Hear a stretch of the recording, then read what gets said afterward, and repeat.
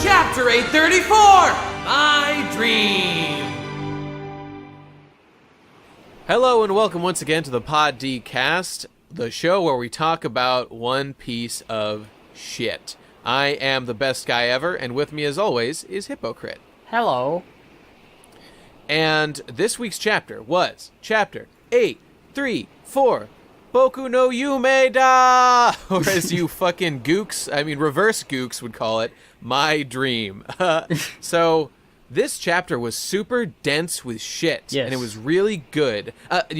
This isn't a criticism I would often make because I love all the information in One Piece, but it was a little bit wordier, especially like the Caesar bits. It was like, holy shit. Yeah, he's talking for a long time. He went crazy with elaboration. I mean, that was the point of the scene. He was trying to make it out that he was having such a hard time. Yeah, that's true. That's true. When you're in a situation like that, you're probably going to have a lot of thoughts going through your mind real fast, too. I like the words, though. Like, the amount of information that we got about all these different things is pretty great. Oh, man. There was a lot going on, and it was all very interesting, even if I thought some of it, he was a little bit more verbose than was strictly necessary. But yeah, it was great.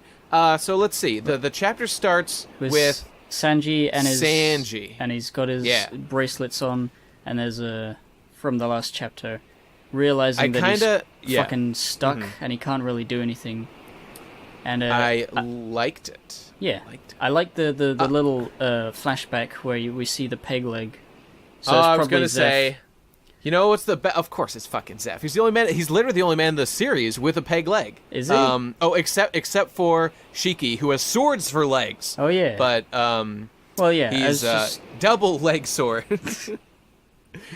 Zeph, I thought that was extremely tastefully done. That was definitely my favorite part of the chapter, just for the sheer emotional impact, because it was subtle. It was two tiny panels that never showed Zeph, and it just makes me feel like I get this. Yeah. I know what's going on. It just sort of alleviates that concern we had about did he learn about cooking from home? And obviously not, because it's like Zeph is his real father. He feels like that's his dad there. Well, I mean, okay, that's totally true, and I can't wait to hear him talk about how you're not my dad. My real dad is fucking Zeph. Oh man, I just realized that's probably gonna happen, and it's gonna be awesome. It is. Oh, dude, I can't wait.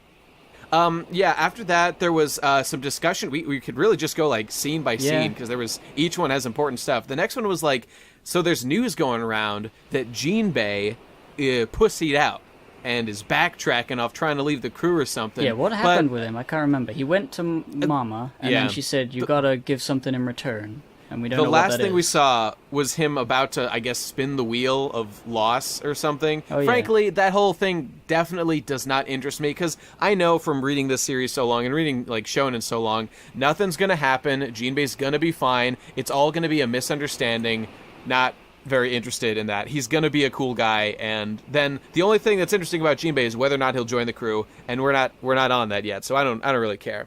But what was interesting was the fact that it was Brooke overhearing people talk about that, and my god, it's so nice to see Brooke actually do something for once, even if it's only just listen to people talk about other characters. It's when Brooke's there, he feels like he matters, and it's rare, but it's really good. And he looked funny with his turban around his head. Yeah, I like the turban. It looks like he's a nut, like one of those walnut thing. He does look like a walnut. And his head can crack open, too. It's the double crack.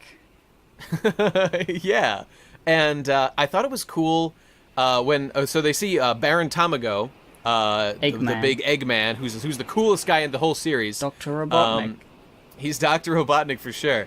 Was just talking shit about Pecoms, which is understandable, because... this was something... I always assumed it was pronounced Peckham's. Peckham's? Yeah. I always call them Pecoms. Well, I need to see it in katakana or hiragana. You know what? I'm going to Google it right now. I'm going to find out. Pecoms. Pecoms, One Piece. It is pronounced... Hold. Oh, God, you're right. It's Pecoms. Pecoms. Okay, well, I have to change my whole life outlook now. I always just thought Peckham's was cuter sounding, because he has those tiny little eyes. That is definitely cuter. Well, I don't know, whatever. Anyway, so Baron Tamago was partners with PCOMs, but now he's like, oh shit, PCOMs has betrayed us, and what was interesting about that was less about PCOMs, because we already know that he's kind of a traitor to Big Mom, because he helped the Straw Hats get here, was the fact that, shit. Oh, right. They were talking about how he also knew Pedro. That's right. Yeah. That's right. He also knew Pedro, and it's hinting at this whole like mink backstory that's going to be tied into the adventure that Nekomushi and Inamushi and Gold Roger was fucking involved with, and this whole it's all. Yeah. I want to know what's going on back there, man. That's the good stuff. I can't wait to get there. I just love how in this chapter there's like 5 or so different things that are setting up for like huge revelatory moments where we find out what's going on. Like, so many different mysteries going on at once. Ooh, people do not appreciate... People who aren't as smart as us, Hippo, do not appreciate what one of the best things about One Piece is kind of the fact that it's so long, and there's all these mysteries laid, and they all get answered if you just hang in there.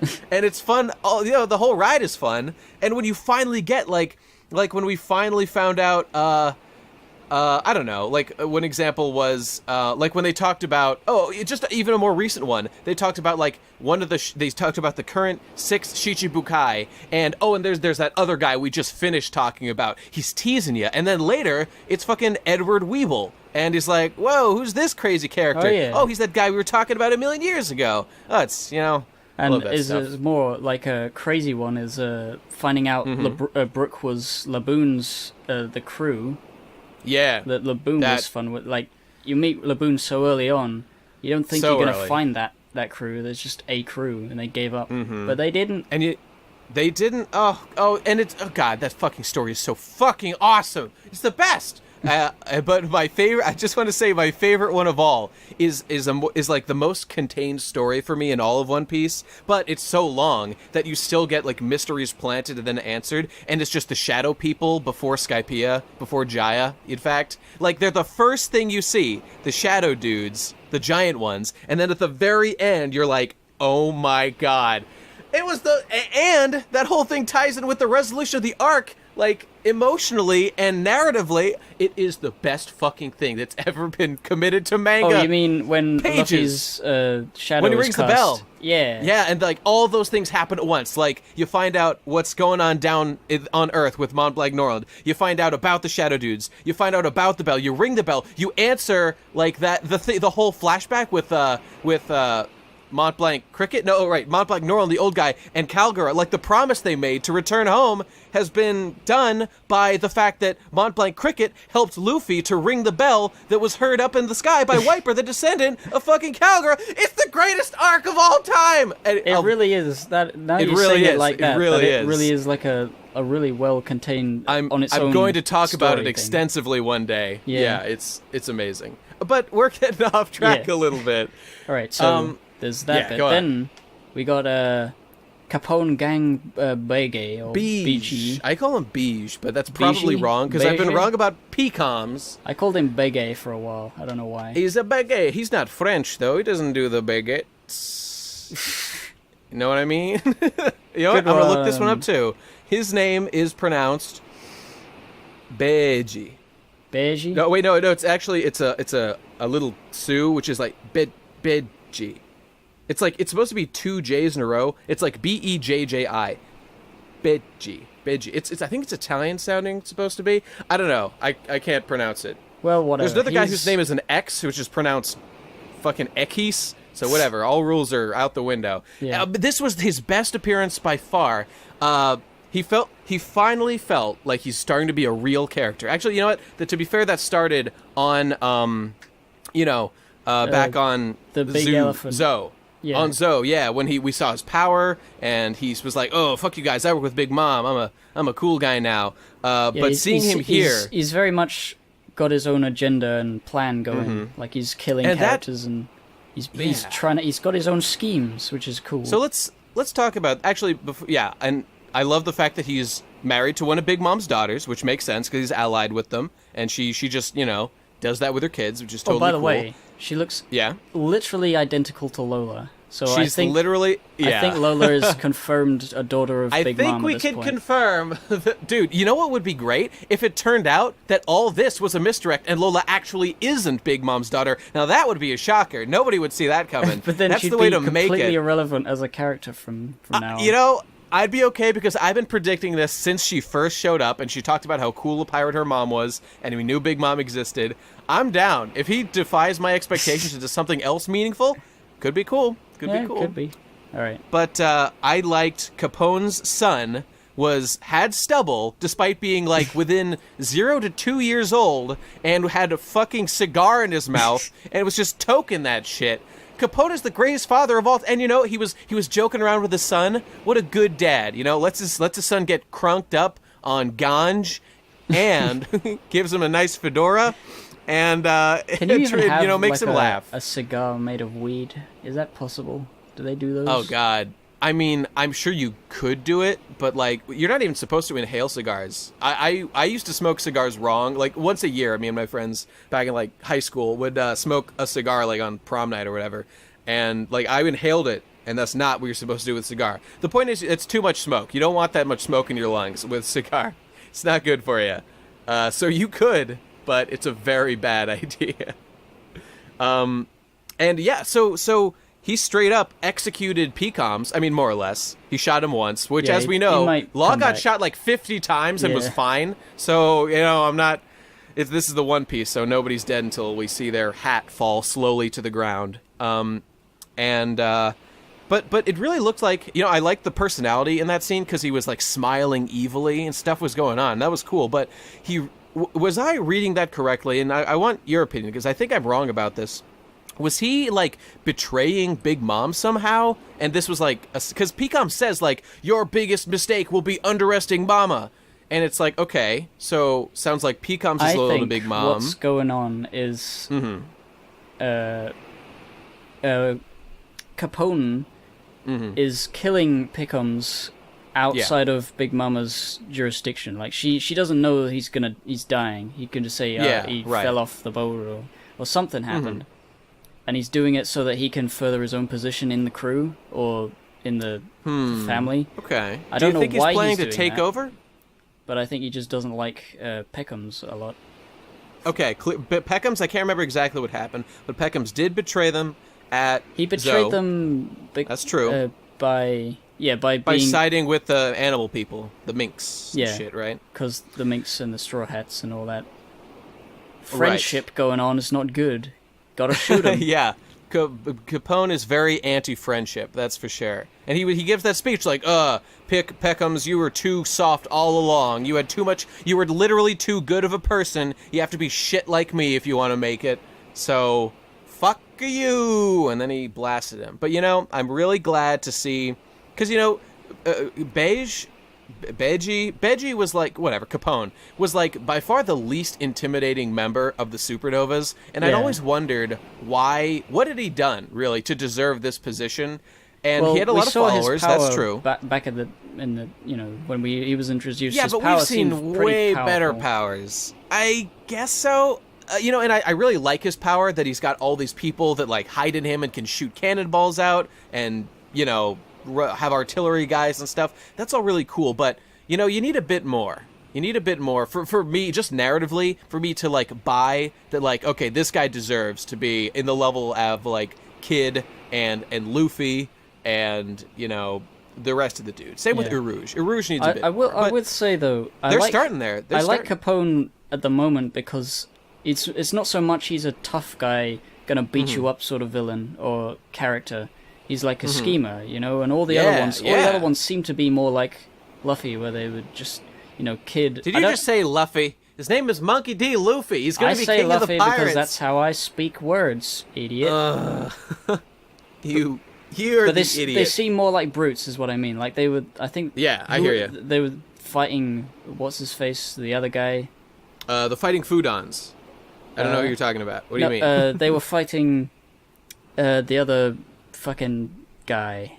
Are you talking about other supernovas? The guy who can't die. I forget his name. Basil Hawkins. Oh, yeah, but who were they fighting? What was his name? What is his name of the guy? Kizaru. The fucking, he was fighting. Oh, you're talking about fucking Kaido. You're talking about Kaido. I couldn't think of his name. Yeah, big Dumbo. Big guy. They were fighting him as. That's what I'm saying. I've been wanting to reread, because I think there was like a couple chapters ago, there was like a little thing that showed. I guess I'm being a bad fan right now, but Kid, as I recall, was shown like imprisoned by Kaido somewhere. Am I right? Yeah, that's the thing that happened, they tried to fight him and beat him, but they couldn't, or something. Well, he just fell into their fucking lair, which is that's the kind of thing that One Piece can do, and I love that Kaido, the strongest man in the world, the strongest beast in the world, could just fall into the headquarters of like these three important characters, and that's just what happens. And we're like, oh shit, what are we gonna do now? And the story just rolls from there. I don't mind it at all. I think it's fantastic. I couldn't be more in favor of it. Yeah. Anyway, Capone is great, and I want to see all the supernovas get their... Oh, you know what I was going to say? The reason I like Capone so much now is just that Capone and all the supernovas have been empty vessels waiting to be filled with, like, characterization and, like, backstory, and I know that Oda plans that because he's a genius and he plans everything. And, like, now that I'm seeing it, like, oh, he's allied with Big Mom, and he's like, father... And that's what he was called by his crew, and he's got a son, and he's a schemer, and like he's working some back alley plans to like take over the crew or angle himself to more power. That's what I want. I want him to be that guy, and now it's happening, and it really makes it's so much better than just introducing a new guy. Having an old guy like this come back and just be like, aha, I am the great guy that Oda and foreshadowing are. Oda's the best. That's what I'm trying to say. Anyway, let's move on to the next thing. Yeah, so the next thing is Caesar and Big Mom. Oh, yes. So this whole thing about Caesar not being able to do the gigantism or whatever. Well, first, let's talk about Big Mom's dream. Hey, wait, can I make a quick side point? You know why Big Mom doesn't like Caesar, why she's mad at Caesar? Why? It's because he reminds her of Caesar salad, and she doesn't like vegetables.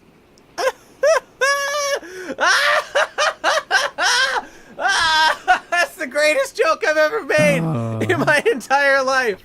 Okay, I'm sorry. Go on.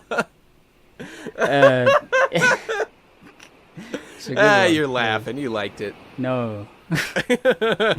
The dream. Her dream is kind of weird. I'm trying to figure it out. She wants to become family with all the races of the world, and then... It's definitely vague. It's very vague. What I'm reading in whatever version I've got here is she wants to enjoy a meal with her diverse family at eye level while we sit around with not a care in the world. Yeah.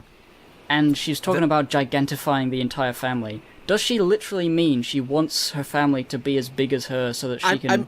I mean, dude, she's bankrolling a man who is getting results at gigantifying people. So I gotta say, it literally appears that she wants to gigantify her whole family and have a meal with them. And that's it. She literally wants to make them huge. Dream. It's extremely specific. And you know what? That's what I like about her. She's like, you know what? I want everyone to be fucking huge. Because she's fucking huge. No one's on her level. I want everyone to be huge so we can sit around the table and have a nice meal, and by Christ, I'm going to spend whatever resources are needed to make this fucking thing happen. I'm one of the most powerful people in the world. Take whatever money you need, take whatever tech you need. I'll build you a million labs, however many you need, and I'll hire literally the greatest scientist in the world besides Vegapunk to make it happen so I can make my retarded dream come true. I gotta respect that kind of commitment. Yeah. It's impressive. There's probably some deeper reason behind it, but... that'll come later. I totally agree. I think that you're absolutely right. And I gotta say that the whole thing about her dream was really the most interesting part of the whole chapter to me, because I can tell, because when you've read One Piece for this long, you get an instinct about what things are important and what's going to come back. So I can tell you exactly right now how this arc is going to end. It's going to end with Luffy making a shaky piece sort of thing. He's going to use the paper in his hat from Lola, that's Big Mom's daughter, to get her attention and be like, hey, I'm a good guy, kind of, but that won't be enough. But what will be enough is when I'm not exactly sure how, but there will be something that happens that Luffy makes her dream come true. The giant party, the giant meal at eye level is going to happen.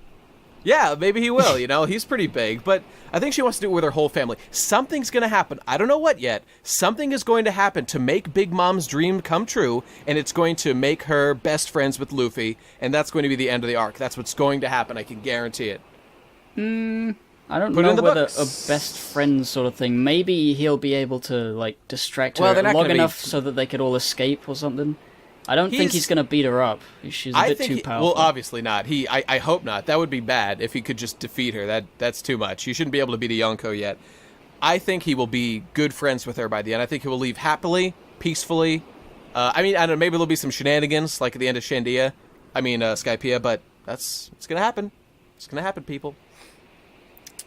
Yeah. And I can't wait. It's going to be great. It's going to be beautiful, because at the end of every arc, there's always a giant party. This time, the giant party is going to be the climax of the story. It's going to happen. I guarantee it. All right. With literal giants, because of the science. Something's going to happen. Maybe it'll be a temporary giganticism because Luffy will help Caesar. I don't know, but something's going to happen. Something's going to happen. God, I just love all this, the Caesar being locked up in the thing with 2 weeks to live. He's probably going to be a part of, helping Luffy. He's going to be involved, for sure. He needs to escape, otherwise he's going to die, so he wants Luffy to win in some way. Otis planting them seeds, man. He's planting them seeds. All these seeds, all these things are just going to come to a head. And it's by the happened way, so many times before, you'd know it's going to be good. That's right. And I liked the idea of Caesar spending all this fliff money to bring, ship hose onto fucking Punk Hazard, just to, fuck. And, by the way, I'm sure he was fucking Monet. There's no way he wasn't doing that, because I would if I were him, so he must have too. That's my logic. And we got to meet Big Mom's firstborn son, who I was really looking forward to meeting, and I want to meet the firstborn daughter, too. Pero, and the lick fruit. The man has eaten the lick fruit. Oh. I think... Yeah. I'm not going to go there. I'm going to say he turns things into candy with his tongue, and that cane he has, it might have been a person at some point.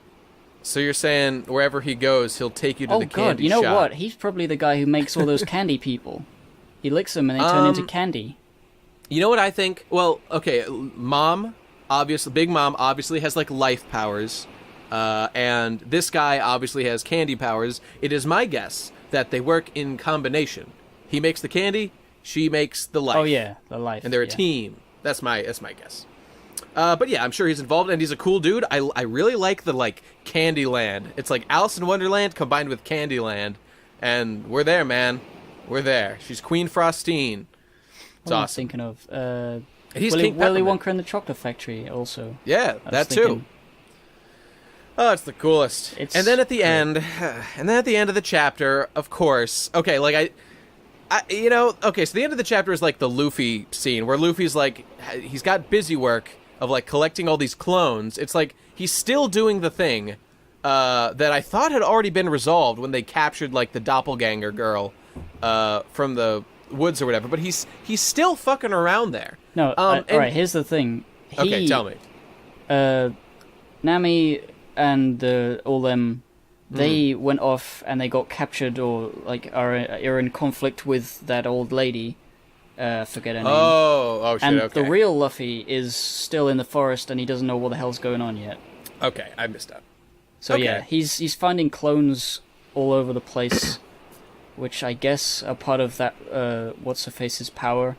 She's turning things into clones that can deceive people in the forest. I guess we don't know her exact fruit or anything yet, but I'm sure we'll find out soon. But this they do seem to be acting. I mean, there's a little bit of text saying they're multiplying like rabbits. They could actually be rabbits, or some sort of animal just being turned into looking like people.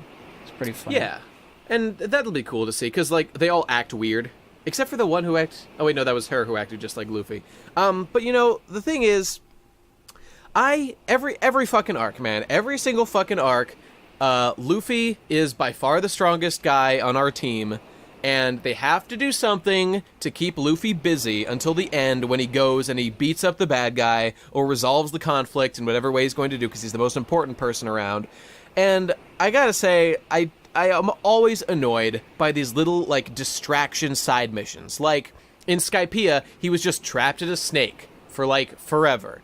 Let's see, Water 7 was better because he was fighting dudes. It happens a lot. I kind of agree. I mean, it does happen a lot, but I don't mind it too much because it allows for all the more interesting stuff, or not the more interesting stuff, but like other stuff for other characters to do, like all the information Brick was getting. That's true. Like, that's true and all. I mean, there's a lot of characters. You need a way to keep people busy. Well, okay, here's what I would prefer. I would just prefer it if they just didn't show him doing anything. Just take the time and just put some extra panels in. I'm sick of these Luffy side missions that are literally a complete waste of time, that nothing is accomplished, and it's just like a big... It's not even funny. I'm not even amused that he's... Okay, you know what? I'm a little amused that he's running around collecting clones of his friends and doesn't get that they're all not literally the person he thinks they are. That's kind of funny. I mean, it's part of Luffy's character that he doesn't know what the hell's going on until he's like, okay, there's a guy to punch, I'll do it. It's just, it's because in, like, Skypiea, he gets out of the snake at the exact perfect time. After all his friends have been defeated, there's no hope left, and then Luffy shows up. Like, it's obviously for dramatic effect and, like, narrative convenience, and that's the thing that really annoys me about it. The fact that it's so clearly manufactured, like, outside of what would actually be happening if it were real life. It's like too convenient, and I can forgive a lot of the luck Luffy has. It's just, this one is particularly glaring to me, the fact that Oda keeps doing this.